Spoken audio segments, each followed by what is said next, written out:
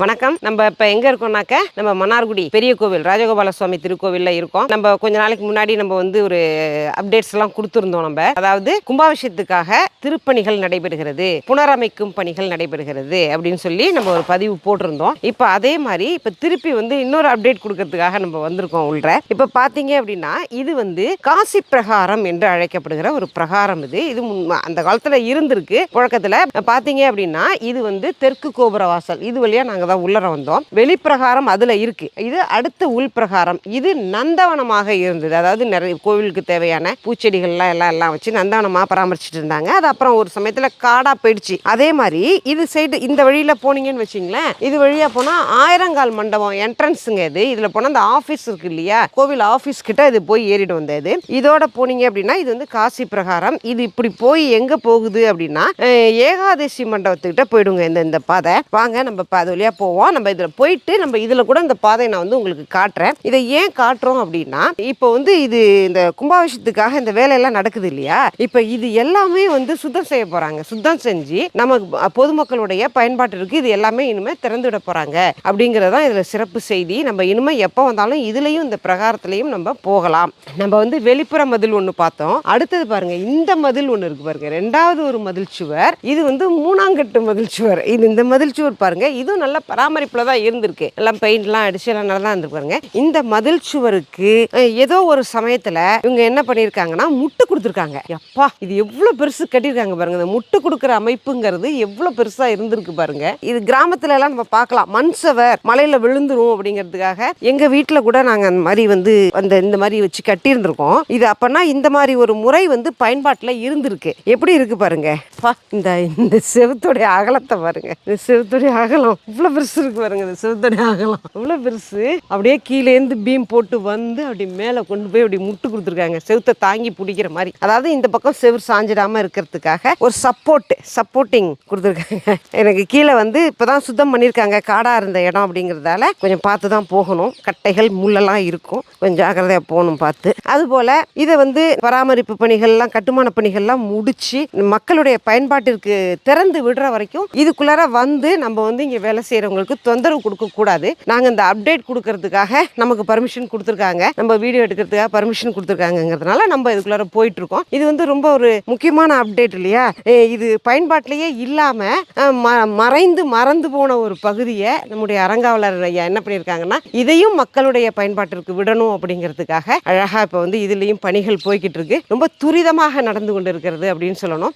ஜனவரி 28 மிக பிரம்மாண்டமான ஒரு முறையில் கும்பாபிஷேகம் நடக்க இருக்கு. இந்த வீடியோ பார்க்குற அவ்வளோ பேரும் கலந்துக்கணும் அப்படிங்கிறது தான் என்னோட ஆசை. அதே மாதிரி டிசம்பர் 30 வைகுண்ட ஏகாதசி, சிறப்பாக ஆண்டில் ஒரு முறை வருகிற மார்கழி மாசத்துல வருகிற வைகுண்ட ஏகாதசி, சொர்க்கவாசல் திறப்பு எல்லாமே ரொம்ப பிரமாதமான முறையில் நடைபெற இருக்கு. இதற்கும் மக்கள் அனைவருமே கலந்துக்கணும். சொர்க்கவாசல் திறப்பு அப்படிங்கும்போது, வைகுண்ட ஏகாதசி அப்படிங்கும்போது என்ன பண்ணுவோம், ஏகாதசி அன்று இரவு நம்ம யாருமே உறங்க மாட்டோம். தூங்காம இருந்து நம்ம அந்த காலையில் அந்த சொர்க்கவாசல் திறப்புல பெருமாள் தரிசனம் பண்றது மிக மிக சிறப்பான ஒரு விஷயம். அதுலயும் நீங்க எல்லாரும் கலந்துக்கணும் அப்படின்னு கேட்டுக்கிறேன். வாங்க, நம்ம இந்த காசி பிரகாரம் வழியா நம்ம எங்க போறோம்னா நம்ம ஏகாதசி மண்டபத்துக்கு போறோம். அதான் இறங்கிடலாம். ஏற முடியுமா?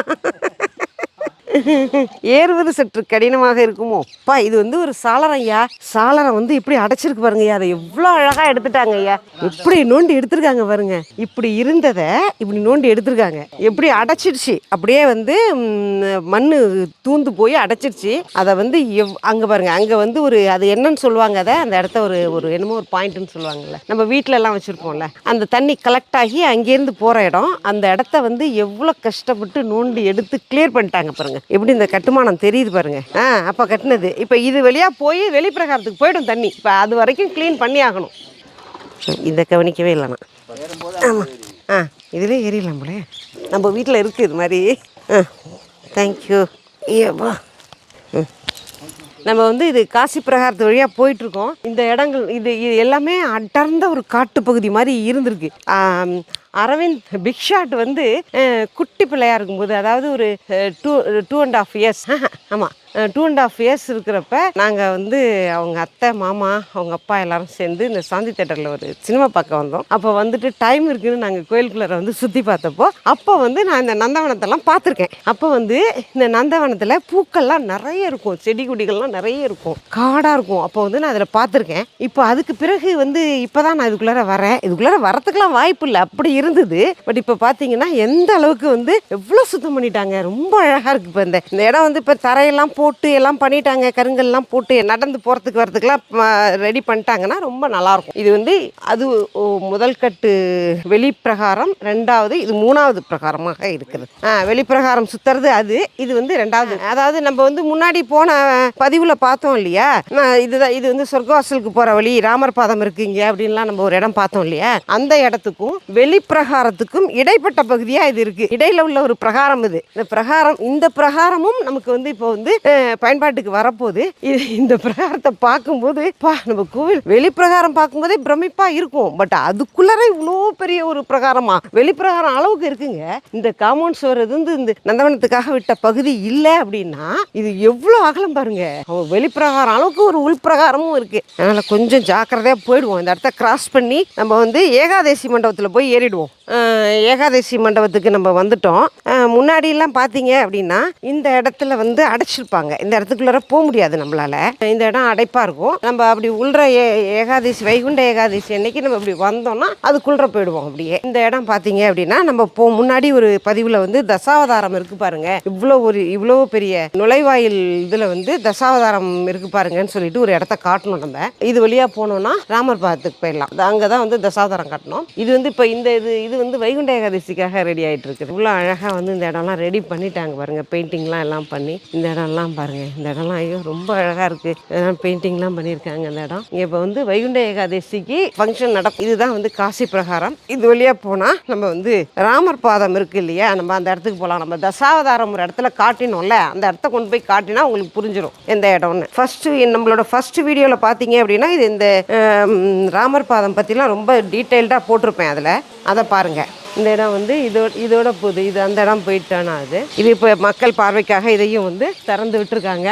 வைகுண்ட ஏகாதசி அன்று சொர்க்கவாசல் திறப்புங்கிறது அதில். இது ராமர் பாதம். இங்கே ஒரு மண்டபம் இருக்குது. இங்கே பாருங்கள், இதுதான் வந்து நம்ம இந்த தசாவதார காட்சி இருக்குது, தசாவதாரம் இருக்குன்னு சொல்லி ஒரு தூணில் இருக்குது பாருங்க அப்படின்னு சொன்ன அந்த கோபுரம் இதுதான். இது ராமர் பாதம். இது வந்து நீங்கள் வைகுண்ட ஏகாதசிக்கு சொர்க்கவாசல் திறப்புக்கு போகிற வழிங்க. இது வாங்க, இது வழியாக போய் நம்ம அந்த ஏகாதசி மண்டபத்துக்கு போயிடலாம். நம்ம வந்து கூரத்தால் சன்னதியோட போயிட்டு அப்படியே போய் வாகன மண்டபத்திட்ட நம்ம ஏறிடலாம். இது வந்து காசி பிரகாரம் வந்து அப்படியே வந்து இந்த இடத்துல வந்து ஏறிடுச்சு. இதுதான் வாகன மண்டபம் பாருங்க. நம்மளோட முன்னாடி ஒரு பதிவு போய் எடுத்து பாருங்க. அதில் வந்து இந்த இடத்த பற்றி நல்லா கிளியராக விளக்கி சொல்லியிருப்போம். இதில் பார்த்தீங்கன்னா எவ்வளோ அழகாக நம்ம அப்போ வந்தப்போ வந்து இந்த இடம் வந்து வேலை அப்போ தான் ஆரம்பிச்சிருந்தாங்க. இப்போ பாருங்க, அதுக்கு கதவெல்லாம் எவ்வளோ அழகாக பிரம்மாண்டமான ஒரு பெரிய நிலைக்கதவு போட்டாச்சு. இந்த இடம் வந்து இங்கே இருந்த கற்கள் எல்லாம் பதிப்பதற்காக எல்லாம் வெளில எடுத்துகிட்டு போயிட்டாங்க. இந்த இடம் இப்போ கிளியர் ஆயிடுச்சு. அந்த இடத்துல வந்து ஏதோ ஒரு வந்து ஃபங்க்ஷன் உபன்யாசம் ஃபங்க்ஷன் நடந்துட்டு இருக்கு. அதனால நம்ம வந்து இந்த இடத்தோட நம்மளுடைய இந்த வீடியோவை நம்ம நிறைவு பண்ணிக்கலாம். இனிமே வந்து இந்த காசி பிரகாரம் தூய்மைப்படுத்தப்பட்டு பணிகள் நிறைவடைந்து இதுவும் மக்களுடைய பயன்பாட்டிற்கு வந்துடும் அப்படின்னு சொல்றாங்க. நீங்களும் வந்து மன்னார்குடியில் இருக்கீங்க அப்படின்னா இந்த காசி பிரகாரத்தை பற்றி உங்களுக்கு முன்னாடியே தெரியுமா அப்படிங்கிறதெல்லாம் வந்து கமெண்ட்ல சொல்லுங்க.